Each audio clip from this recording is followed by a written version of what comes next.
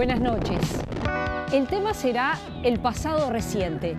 Vamos a abordar la dictadura cívico-militar, pero desde otro punto de vista. Esta vez sobre la situación económica del Uruguay entre 1973 y 1985. Y nos vamos a preguntar si durante la dictadura hubo civiles que se beneficiaron desde el punto de vista económico. Bienvenidos a Plan País.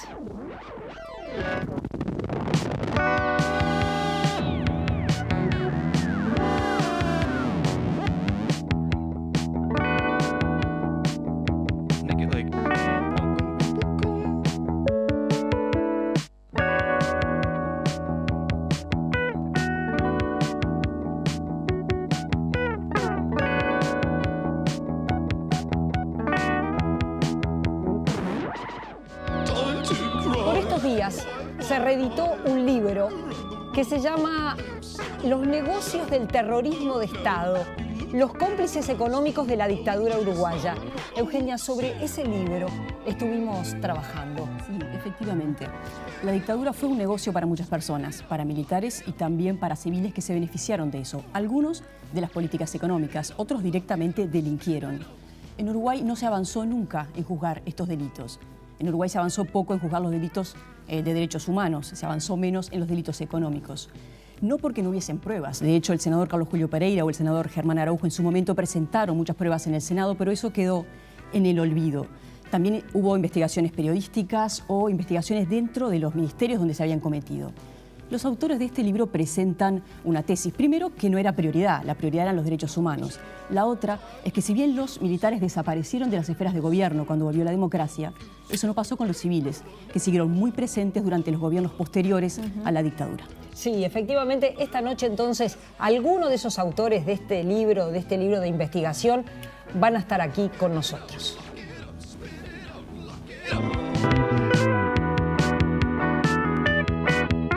El libro El negocio del terrorismo de Estado aporta datos sobre los cómplices de los delitos económicos perpetrados durante la dictadura cívico-militar. Los comunicados 4 y 7 de febrero del 73, ellos planteaban la necesidad de una intervención militar para combatir la corrupción de los políticos. En realidad lo que pasó durante la dictadura fue todo lo contrario, se acentuó mucho más la corrupción, con la diferencia de que ahora eran cómplices los militares con los civiles. La economía, perturbada en sus raíces por la situación de caos imperantes en los años precedentes y afectada en forma permanente por errores acumulados a lo largo de décadas, ha comenzado a restablecerse. Pasado el primer mes de actividades del gobierno democrático, el país entero reconoce que ha recobrado su tradicional clima de libertades. Quiero, sin embargo, en esta intervención de hoy, detenerme en la situación económica, que es la mayor preocupación. Nadie se ha engañado de que estábamos ante una situación crítica. Podemos afirmar que las cosas son peores que cualquier apreciación previa.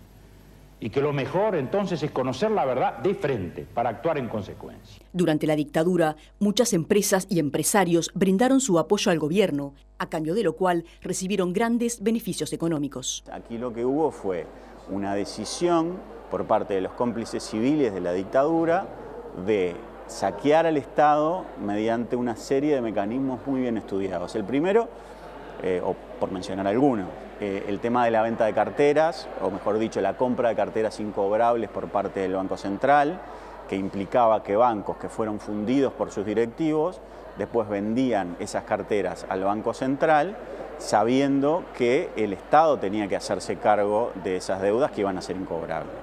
Algunos de los casos investigados fueron el del banco hipotecario, en el que empresas recibían préstamos para construir viviendas que nunca se construyeron, o el de empresarios involucrados en el negocio de la pesca, que fundieron sus empresas y luego se beneficiaron, pues fue el Estado quien se hizo cargo. Los militares, cuando el 1 de marzo de 1985 se termina oficialmente la dictadura, desaparecen casi en su totalidad de los elencos de gobierno, pero los civiles siguen estando. La ley de caducidad de la pretensión punitiva del Estado, en su artículo 2, deja fuera los delitos que se hubieran cometido con el propósito de lograr, para su autor o para un tercero, un provecho económico.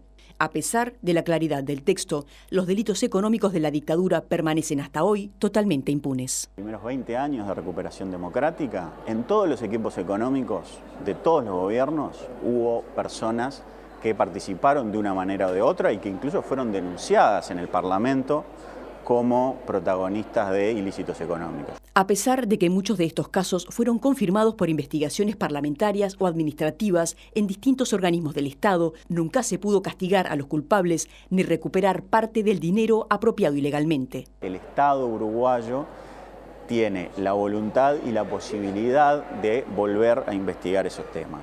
Ahí hay una responsabilidad también, me parece, que le cabe a la academia, aportando su conocimiento, a los periodistas que han tenido experiencia en los últimos años en investigación de delitos de lesa humanidad, pero también lo han tenido en el tema de los delitos económicos. O sea que me parece que ahí hay un trabajo que se puede hacer. ¿Cometieron delitos económicos los dictadores? Bueno, yo no puedo aportar, para contestar esta pregunta, casos o situaciones específicas, entre otras cosas porque sinceramente no dispongo de elementos de juicio. Pero las condiciones para que hubiera habido delitos económicos estaban todas dadas. Autoritarismo, falta de control, opacidad total,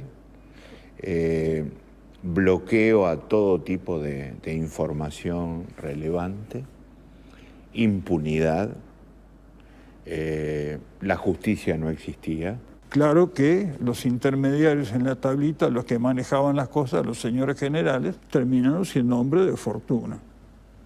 Se enriquecieron. Patrón de pastoreo, dueño de cadenas de estaciones de servicio, grandes apartamentos el otro. Uno presidente del Banco de la República que hace para su hija un casamiento real, iluminando a giorno la Plaza Matriz y saliendo todos los generales y las señoras con vestidos largos, caminando lentamente desde la catedral hasta el Club Uruguay, la banda tocando. Fue canalla e infame y fue ridículo. Muchas de las personas que participaron de la construcción de esas políticas económicas y que también que se enriquecieron de esos ilícitos económicos todavía están vivas.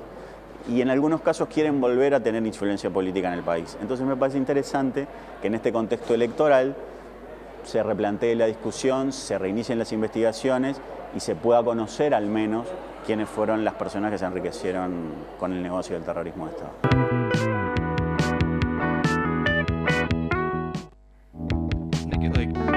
Y le estamos dando la bienvenida y las buenas noches al historiador Carlos De Masi, uno de los autores, la periodista, editora de La Diaria, Natalia Ubal, bienvenida, Jorge Notaro, economista, docente universitario. Como les decía, son varios los autores, elegimos a 3 y es un gusto tenerlos a ellos esta noche.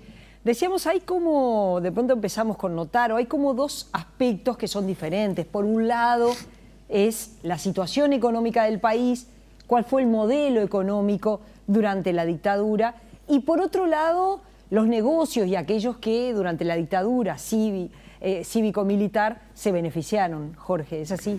Claro, sí, yo creo que en los diversos enfoques que se aprecian en los artículos que forman parte del libro, trabajan en distintos planos, algunos sobre aspectos más concretos, en mi caso sobre lo que podríamos llamar un marco más global de la idea de tratar de investigar. Mi artículo es una síntesis de un libro que publiqué en octubre de 1984, en el que presenté una investigación sobre la política económica en el Uruguay desde el 68 al 84, en un momento que no se podía decir dictadura. Entonces, las aproximaciones siguientes sobre el mismo tema me permitió una mayor libertad de expresión, ¿no? Lo que presento en el trabajo y lo que es mi perspectiva, en primer lugar, la idea de que la dictadura sume en una situación de crisis económica, donde está cayendo el nivel de actividad, aumentando el desempleo, cayendo el salario real, una gran devaluación, una alta inflación, todo eso que se origina primero en la congelación de precios y salarios de Pacheco Areco. Viene Bordaberry como presidente, hace una gran devaluación, acelera la inflación, hay dificultades de pagos externos y en ese contexto es que se da el golpe de Estado. Y luego de ciertas fluctuaciones y ciertos logros transitorios, como por ejemplo de 1974 a 1978 el nivel de actividad económica medido por el Producto Interno Bruto creció casi al 4% acumulativo anual, o sea, más del doble de lo que el producto está creciendo en estos últimos 4 años en el Uruguay actual. O sea que la dictadura tuvo cierto logro que yo le llamaría estadístico, porque crecía el producto, pero los salarios seguían cayendo. Solo en el año 71, con Bordaberry, el salario real, la capacidad de compra del salario cayó un 17%.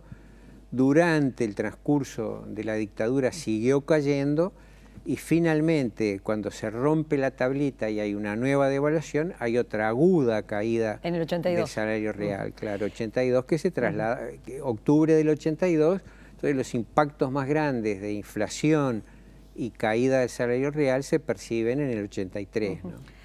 Natalia, en tu caso, junto con el colega Samuel Blixen, estuvieron investigando el comportamiento de los medios de comunicación en esos años de la dictadura, y ustedes son bastante contundentes, por ejemplo, en el caso de la televisión, de decir que la televisión en tiempos de dictadura estuvo al servicio de la dictadura. Sí, en el caso de nuestro capítulo, está basado en una investigación que hicimos en la Facultad de Información y Comunicación. Los dos, con Samuel Blixen, formamos parte, somos docentes de la facultad, y estuvo basada en una investigación que hicieron estudiantes y docentes a los 40 años del golpe de Estado en el 2013. Y lo que se hacía ahí básicamente era observar y analizar cuál fue la cobertura noticiosa y también el posicionamiento editorial de los distintos medios de comunicación, en particular con un foco especial en los diarios, respecto a la dictadura. Entonces, una de las conclusiones ahí centrales es que, contrariamente a lo que quizás mucha gente pueda pensar, o de las nuevas generaciones o que no vivió esa época, que en realidad los medios fueron víctimas de los ataques a la libertad de expresión de la dictadura, de la censura, de las sanciones varias. En realidad, la mayoría de ellos ni siquiera llegaron a ese estado de tener que recibir una sanción, porque fueron complacientes con el régimen. Incluso desde el punto de vista editorial había posturas que eran de abierto respaldo a la dictadura, como en el caso de La Mañana y del Diario, que formaban parte del mismo grupo, donde, por ejemplo, después del golpe de Estado llamaron a los militares y a Bordaberry a no aflojar contra los enemigos de la patria, por ejemplo. Esa era una de las consignas que largaron en sus editoriales después del golpe. Y bueno, decían que Bordaberry no había tenido más remedio que hacer eso para defender las instituciones. Desde esos posicionamientos más extremos de apoyo al régimen hasta otros posicionamientos que, sin apoyar explícitamente, de alguna manera se convertían en voceros de la dictadura. Por ejemplo, dando a entender que había como una situación de estabilidad y normalidad cuando en realidad estaba el país en un estado de agitación. Estaba la huelga general, no se mencionaba la huelga general en los días posteriores al golpe. Entonces había toda una construcción simbólica para dar a entender que la situación era normal y que no había ningún problema, cuando en realidad también de esa manera eran funcionales a las autoridades de la época, o a los dictadores en definitiva. Y eso fue un poco una de las conclusiones, porque tiene dos aspectos, capaz que después entró en el otro, pero tiene que eso por un lado, el posicionamiento editorial de los medios, pero por otro lado también la parte más dura económica de cómo se beneficiaron de algunas políticas de la dictadura, políticas económicas y comunicacionales de la dictadura, los grandes grupos mediáticos en Uruguay, que sí. Sí, ahora hablamos de eso. Demasi, en tu caso, la investigación estuvo centrada en las cámaras empresariales, que fue un tema que en realidad tuve que meterme a descubrir, porque no hay mucha investigación sobre eso. Es curioso, porque después de todo es uno de los centros de producción y generación, incluso de ellos mismos, de investigaciones y cosas por el estilo. Allí las cámaras empresariales, uno sigue el modelo de los casos Argentina-Brasil y ve que el caso del Uruguay es diferente. Siempre el Uruguay singularizándose por algo, ¿no? Porque hay que separar, digamos, dos momentos y hay que separar dos situaciones. La Cámara, como tal, institucionalmente trata de no comprometerse. Y no hay, digamos, una declaración que uno encuentre así sistemática, decir, bueno, como pasa, por ejemplo, en la Fiespi en San Pablo, todo el tiempo están respaldando la dictadura con declaraciones, etcétera. Acá más bien que no. Incluso hay una situación casi bizarra, y es que en plena huelga general a la Cámara de Comercio se le ocurre hacer una mediación entre el gobierno y la CNT. Con lo cual, digamos, el gobierno no quiere ni escucharlo, pero uno lo ve a Beck Garzón, el padre de Beck Villegas, presidente de la Cámara de Comercio, tratando de hacer una mediación entre la huelga y el gobierno. Es decir, como que están en una posición distinta, como que no están comprometidos en esa. Ese es un aspecto. Por otro lado, está la idea de que, bueno, existen ofertas, existen posibilidades de inversión, existen oportunidades, aprovéchenlas. Entonces, cuando viene la ley de inversión, si hay oferta de créditos baratos, sí, agárrenlos. Cuando viene la posibilidad de meterse dentro de un convenio internacional, el PEC, el CAUCE, un convenio con China nacionalista, con lo que sea, allí se meten y hacen todo el negocio que pueden. Allí, sobre todo, hay algún personaje, Abellá, que era presidente de la Cámara de Industrias, que está muy comprometido con la dictadura y él maneja mucho la situación, acompaña las delegaciones oficiales, hace negocios, consigue beneficios para la Cámara, por ejemplo, acreditar que un producto es fabricado en Uruguay lo hace la Cámara y eso, por supuesto, se cobra para la exportación. Pero no es, digamos, la institución Cámara de Industrias. Luego, cuando viene el cambio, cuando, como decía Jorge, viene la pálida, se acaba el crecimiento, ocurren dos situaciones paralelas. Por un lado, tratar de rescatar todo lo que se puede y segundo, subirse al carro de los nuevos tiempos. Y eso lo pueden hacer con toda facilidad porque en realidad no hay ningún compromiso institucional previo. Entonces, las mismas personas que hacían negocios con la dictadura luego dicen que espantoso, estamos al borde de la catástrofe, esto va a ocurrir cosas terribles, y luego están en la concertación negociando y luego están en el gobierno de Sanguinetti, sin ningún problema. Sin ninguna dificultad. Tiene una capacidad de mimetismo enorme, justamente manejándose en ese tono ambiguo de aprovechar los negocios cuando son posibles sin comprometerse, digamos, en ninguna expresión o en ninguna versión verbal de que implique un compromiso fuerte con la dictadura. Son una maravilla, son unos genios. ¿Y en el caso de los sectores agropecuarios? En el caso de los sectores agropecuarios es un poco diferente porque creo que allí se mezclan dos cosas. Por un lado, para la dictadura, durante buen tramo de la dictadura, la agropecuaria no fue prioridad. E incluso cuando la agropecuaria fue prioridad, caso, por ejemplo, del gobierno de Álvarez, Álvarez sobre todo enfocaba a los que eran como él. Es decir, no era una cosa genérica para todo el sector agropecuario, sino sobre todo para un segmento específico donde estaba comprendido él y donde él hacía, digamos, un poco su política populista de ayudar a los más pequeños productores, etcétera, etcétera. Él se consideraba uno de ellos. Ahora, también se mezcla otra cosa que es el compromiso político electoral de buena parte de la dirigencia de las cámaras agropecuarias, de la federación y de la asociación, con el wilsonismo. Entonces, hay mucho discurso opositor de estas cámaras que deriva sobre todo, en los congresos de la Federación Rural, que deriva sobre todo del discurso wilsonista de oposición. Bueno, buena parte de ellos después se integran en el gobierno, digamos, con Lacalle, o son legisladores en el primer gobierno de Sanguinetti, legisladores del Partido Nacional.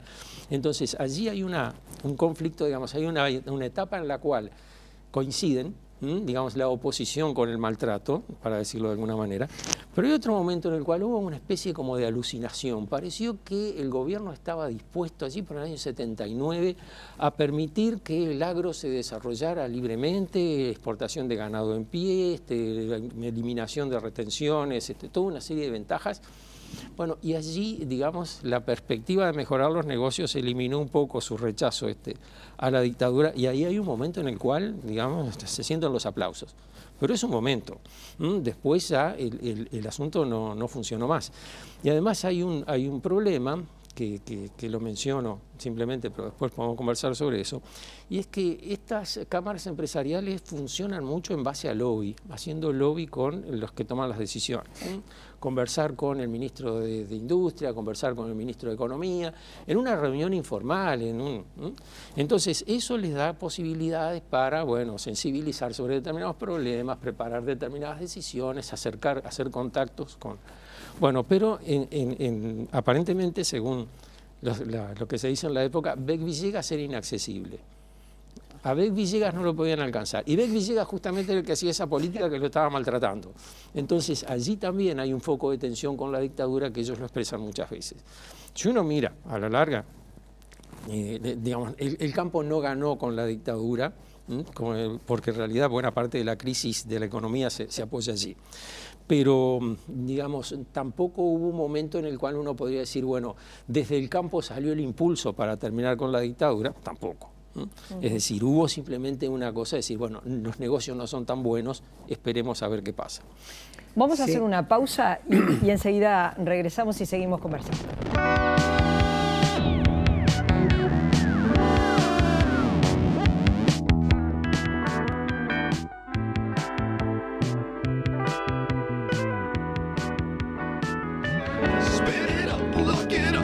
Y estamos conversando con Jorge Notaro, con Natalia Ubal, con Carlos De Masi, a raíz de este libro que habla de los cómplices económicos de la dictadura, el negocio del terrorismo de Estado, la situación económica en tiempos de dictadura y quiénes se beneficiaron de esos años. Jorge, ibas a ir un poco para ahí cuando... Sí, un poco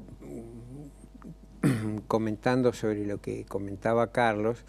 La idea o la impresión que yo tengo es que la posición de los empresarios y de sus cámaras con relación a la dictadura fue cambiando en el transcurso de esos 12, 13 años, porque también fueron cambiando las consecuencias económicas. O sea, cuando comienzan los primeros años de la dictadura, la política de Beck Villegas tiene, que fue ministro un par de años nada más, pero dejó dos decisiones que caracterizan todo el periodo hasta el año 79-80.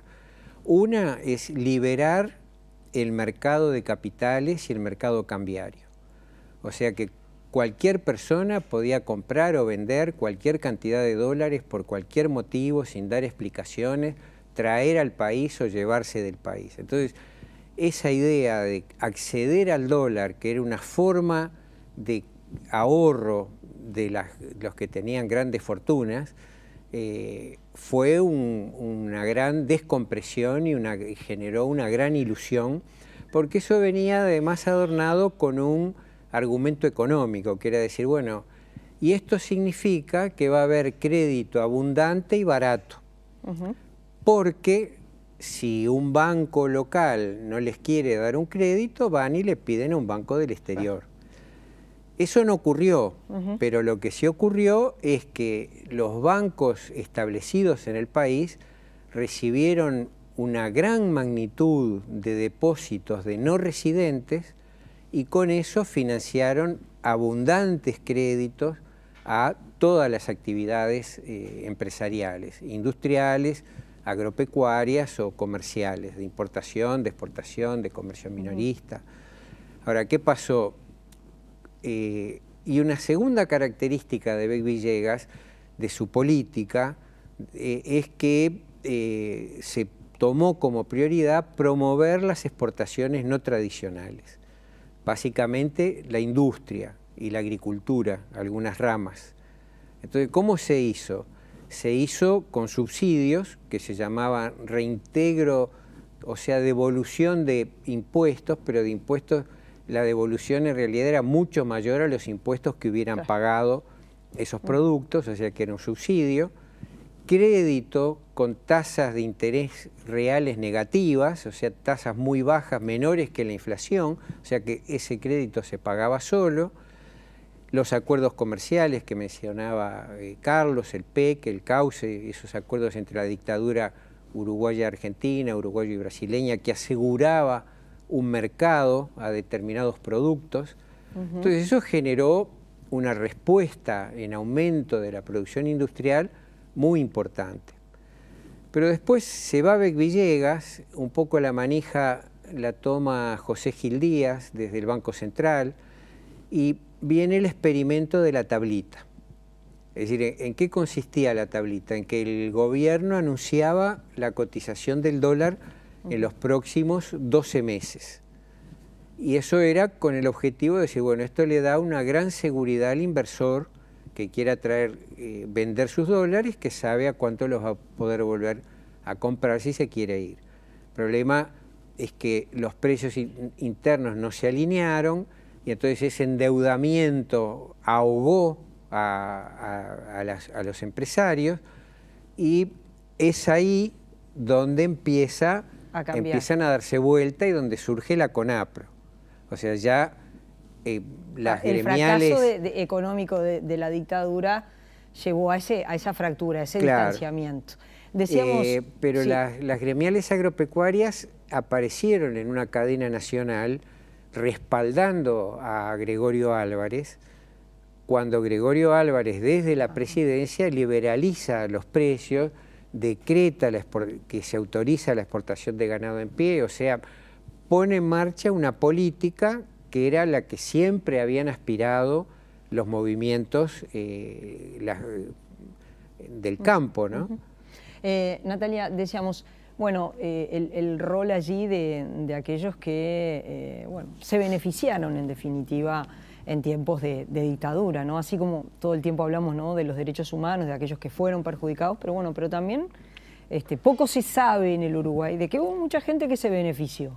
Sí, habría que hacer, digamos, voy a hacer una acotación respecto a mi primera intervención que hablaba de, creo que dejé claro que eran la mayoría de los medios de comunicación que tuvieron, o los más grandes o los más monopólicos que tuvieron esta posición, pero en realidad hubo algunos medios que también resistieron a la dictadura, fueron clausurados, cerrados, y también hubo una evolución, así como Carlos y Jorge mencionaban, una evolución en la política económica o en el posicionamiento de las cámaras empresariales. Los medios de comunicación también, más cerca de la apertura democrática en el 83 y en el 84, se abrieron más espacios como de resistencia desde el humor y desde otros quizás lenguajes no tan estrictamente periodísticos a la dictadura, ¿no? Entonces está bueno dejar eso claro, pero más allá de eso, sí lo que nosotros decimos en el capítulo con Samuel es que hay, por ejemplo, en el caso de la televisión, más claramente, fueron grandes beneficiarios de las políticas de la dictadura, por varios motivos.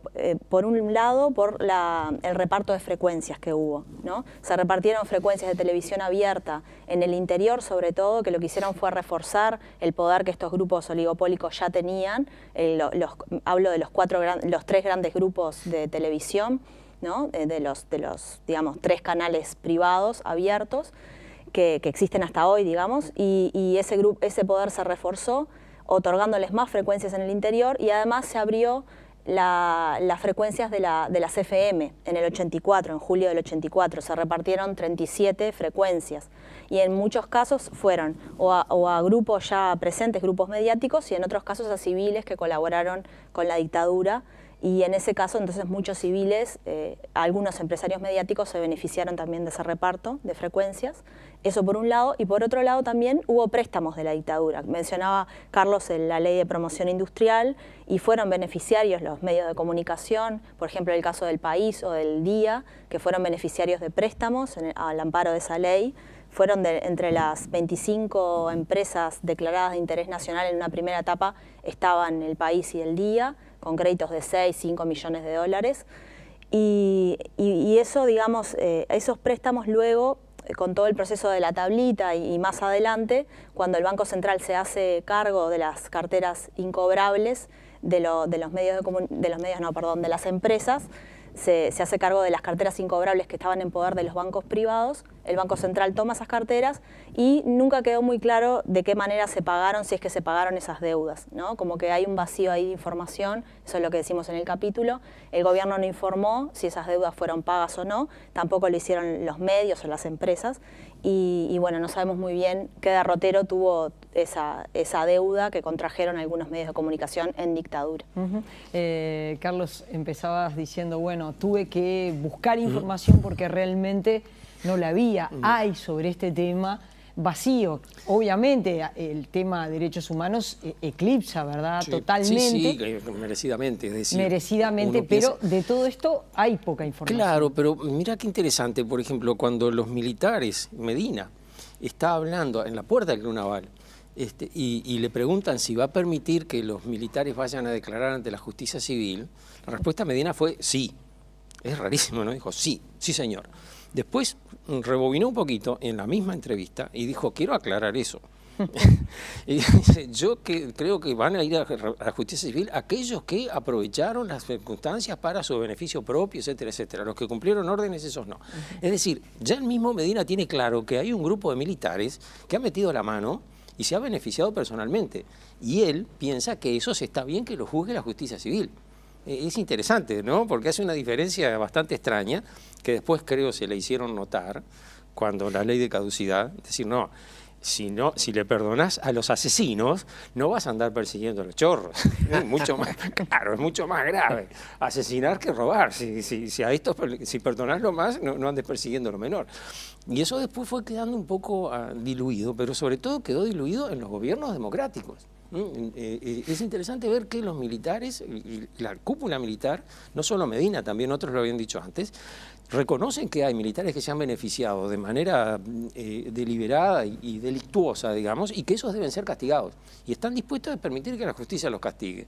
Es decir, hay un consenso claro en el cual se ve que allí hubo beneficios evidentes, clarísimos. Hay otra cosa que también incide, que es la siguiente.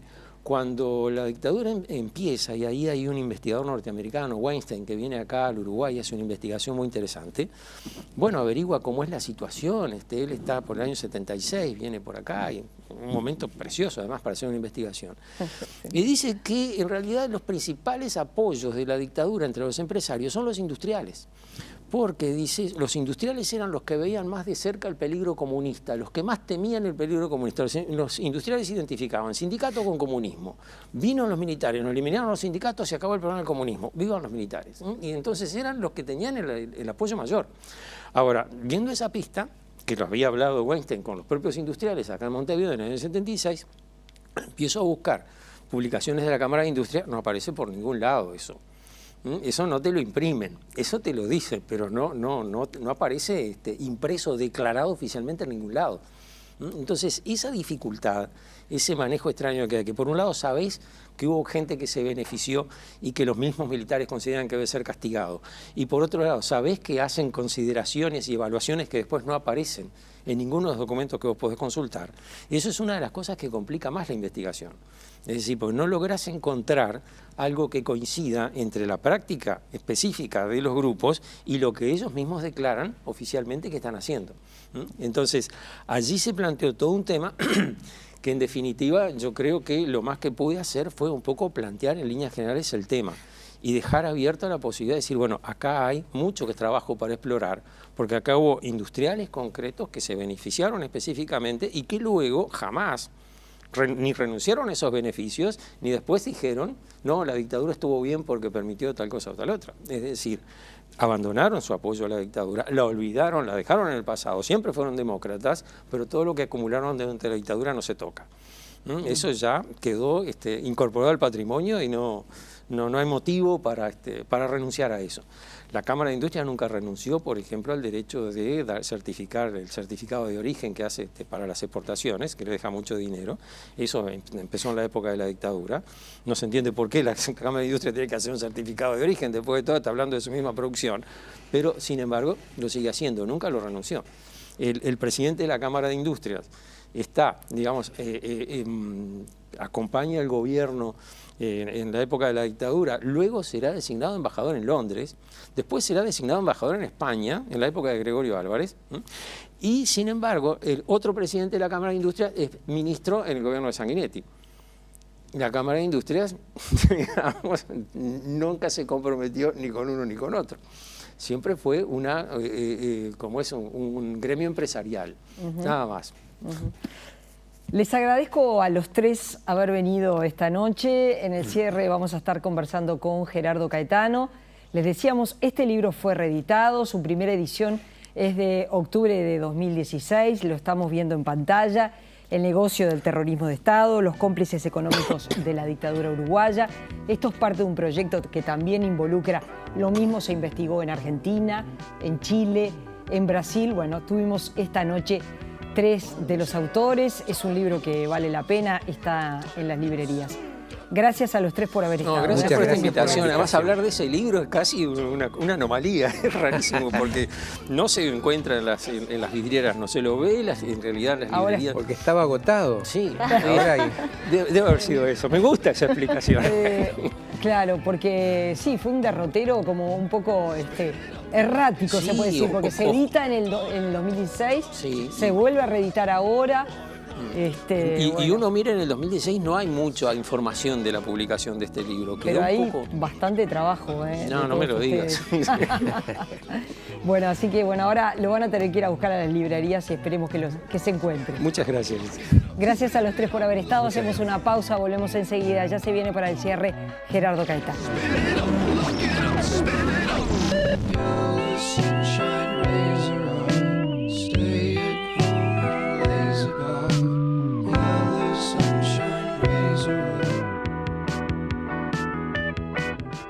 Bueno, Gerardo, ¿cómo andás? ¿Qué tal? ¿Cómo estás? Este tema que se incorpora de discusión, que se ha dado vinculado con la dictadura y los derechos humanos, pero ahora aparece este enfoque, ¿verdad? Es decir, los cómplices económicos, la política económica de la dictadura, un tema no muy abordado en nuestro país.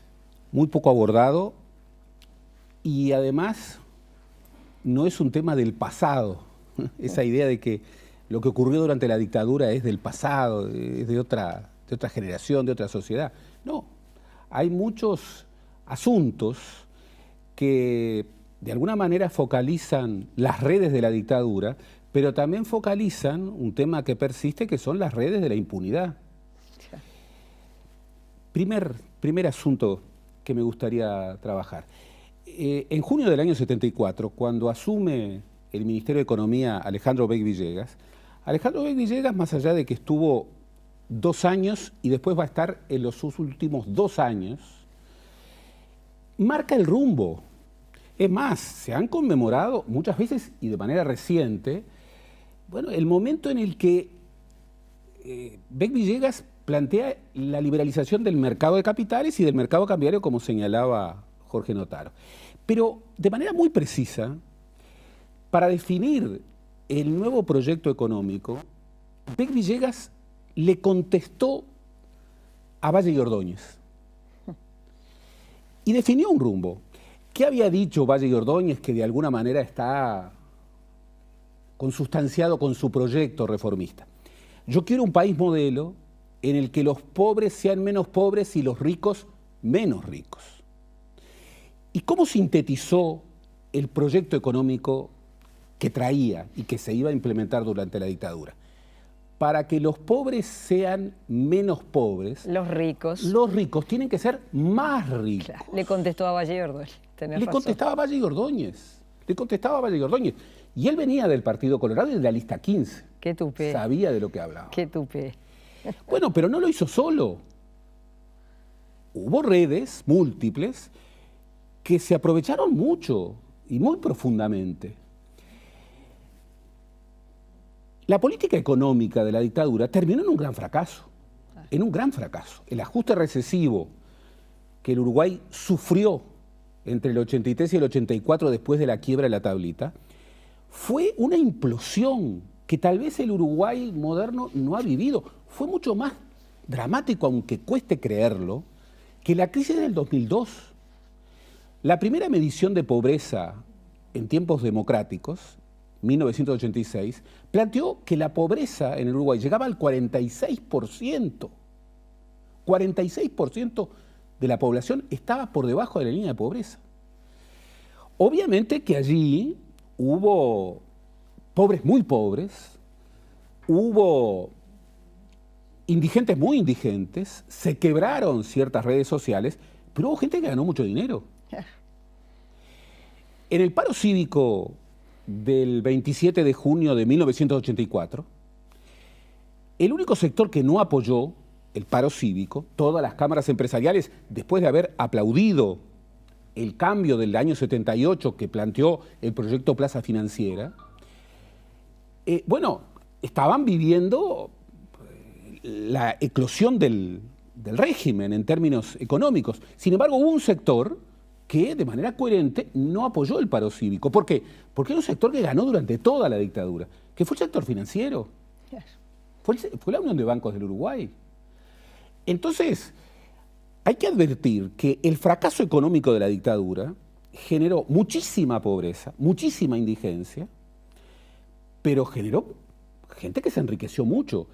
Incluso gente que asumió préstamos del Estado y asumió préstamos privados y que luego vivió, bueno, el gran perdonazo del 83 y el 84. Las carteras incobrables. La compra por el Estado, ahí sí, quienes siempre hablaban contra el Estado, ahí defendieron la intervención del Estado.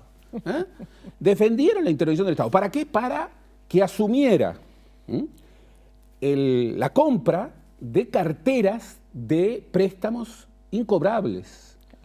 Bueno, si uno repasa, y el libro lo trabaja, las redes de quienes fueron beneficiados, bueno, ahí encuentra muchas sorpresas. Por otra parte... Y no tantas. Y no tantos. Por otra parte, y esto es interesante, cuando la ley de caducidad dejaba fuera a los que hubieran cometido delitos por provecho económico propio, bueno, Artículo 2. Si se hubiera aplicado eso en términos, y no estoy defendiendo una ley probadamente inconstitucional, una ley de impunidad, una ley que fue sobreaplicada como lo que ni siquiera era, porque no podía ser una amnistía y fue sobreaplicada como una amnistía, pero acá hay que recordar lo que es clave en el terrorismo de Estado, en toda América Latina. Los asesinos también fueron chorros, porque cuando secuestraban, también robaban. Exacto. Entonces, no había forma. Yo estuve en la ESMA.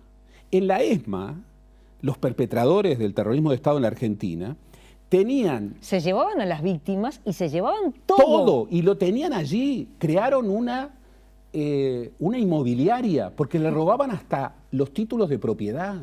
Claro.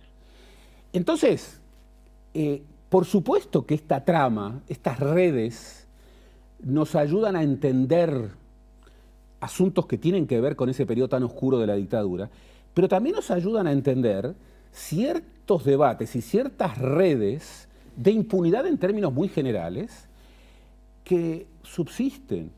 Y el libro lo atiende bien. Bueno, el prólogo del libro lo desarrolla nada menos que Catherine Seeking, una gran investigadora, de las mejores investigadores sobre los periodos dictatoriales de Norteamérica. Es una figura estelar de las ciencias sociales norteamericanas. Allí, Catherine Seeking revela algo muy importante, que la rendición de cuentas, eso que no existe por definición en una dictadura, bueno, generó pingües negocios para muchos. Y el que después de las dictaduras no haya rendición de cuentas sobre lo que ocurrió, también está revelando ciertos déficits del derecho internacional respecto, bueno, a ciertos delitos económicos, claro, que particularmente durante las dictaduras, pero también durante las democracias. De eso no se habla. De eso no se habla. Entonces, de verdad, es un libro que estudia una trama muy poco trabajada, una trama oscura, y una trama que nos habla sobre un pasado oscuro, pero que también nos devuelve otras redes económicas, sociales, financieras, que bueno, son redes que en muchos casos persisten. Por eso es buena señal que se estudie un tema muy, muy poco estudiado. Y es interesante este proyecto que pertenece a la editorial Random House Mondadori, que sale por primera vez en octubre de 2016, que ahora, en este momento, es reeditado, que el editor es un argentino, estuvo por Montevideo, fue fugaz su pasaje por aquí, pero que también estudió lo que pasó en Chile, lo que pasó en Argentina, lo que pasó en Brasil y lo que pasa en Uruguay y que realmente también en estos países se ha sabido muy poco, quizás más de la dictadura chilena. Claro, pero ¿sabes por una cosa que es clave? Así como no se puede entender... Acordate cuando, perdóname que te interrumpí, pero acordate cuando el pueblo chileno descubre que Pinochet tiene todos sus bienes en Suiza, por ejemplo, ¿no? Entonces, ¿Tú sabes algo? Los hijos de Pinochet y gente muy cercana a Pinochet venía muy seguido al Uruguay durante los años de la dictadura. ¿Sabes por qué venía? Porque tenía cuentas. Claro. Tenía cuentas, muchas cuentas, muchas cuentas. Así como la represión de los terrorismos de Estado no se puede estudiar en clave nacional, No, claro. hay que estudiarla en clave regional e internacional. Bueno, también esta dimensión económica de las dictaduras y de los terrorismos de Estado hay que estudiarlos en clave internacional. Y hay que volver, de alguna manera, a redescubrir y a profundizar algo que es clave. Y lo reiteramos, pero hay que reiterarlo y hay que profundizar. El terrorismo de Estado no es solamente un exceso represivo, no es solamente una represión que se desborda, no es solamente un régimen que llega a ser totalitario en el uso de la fuerza. No, es un proyecto ideológico en el que hay ganadores y en el que hay perdedores. En ese proyecto ideológico se requería disciplinar a la sociedad. Entonces, cuando se estudia, y en el libro se estudia, que los trabajadores perdieron en una década 55-60% de su salario real, hay que también advertir que hubo gente, poca gente, que así como el salario real vino para abajo, sus ganancias fueron para arriba. Por eso yo creo que es bueno recordar esos debates, que es bueno recordar los comportamientos, que es bueno recordar los desempeños de unos y de otros. ¿Por qué? Porque, bueno, nos hablan mucho también del presente. Gracias, Gerardo. Nos reencontramos el próximo miércoles en Plan País. Buenas noches. Gracias a todos por habernos acompañado.